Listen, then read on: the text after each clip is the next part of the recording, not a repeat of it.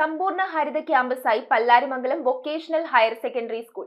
സുകൃതം ശുചിത്വം പദ്ധതിയിൽ മാതൃകാ വിദ്യാലയമായി തെരഞ്ഞെടുക്കപ്പെട്ട പല്ലാരിമംഗലം വൊക്കേഷണൽ ഹയർ സെക്കൻഡറി സ്കൂളിനെ MLA ആന്റണി ജോൺ സമ്പൂർണ്ണ ഹരിത ക്യാമ്പസായി പ്രഖ്യാപിച്ചു. മാലിന്യമുക്ത നവകേരളം പദ്ധതി പ്രകാരം പൊതുവിദ്യാഭ്യാസ വകുപ്പ് നടപ്പിലാക്കുന്ന സുകൃതം ശുചിത്വം പദ്ധതിയിൽ മാതൃകാ വിദ്യാലയമായി തെരഞ്ഞെടുക്കപ്പെട്ട പല്ലാരിമംഗലം വൊക്കേഷണൽ ഹയർ സെക്കൻഡറി സ്കൂളിനെ സമ്പൂർണ്ണ ഹരിത ക്യാമ്പസായി കോതമംഗലം MLA ആന്റണി ജോണാണ് പ്രഖ്യാപിച്ചത്.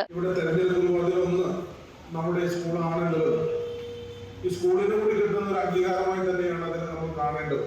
ഏതെല്ലാം തലത്തിൽ ഈ കാര്യത്തിനൊക്കെ ഇടപെടാൻ കഴിയുമോ അത്തരം ഇടപെടലൊക്കെ ഇന്ന് ഗവൺമെന്റ് നടത്തുകയാണ്. അപ്പൊ ഈ ഒരു പ്രവർത്തനം ഞാൻ അത് സൂചിപ്പിച്ചതുപോലെ പൊതു പങ്കാളിത്തത്തോടു കൂടി നടക്കണം. അതാണ് സർക്കാർ കാണുന്നത്.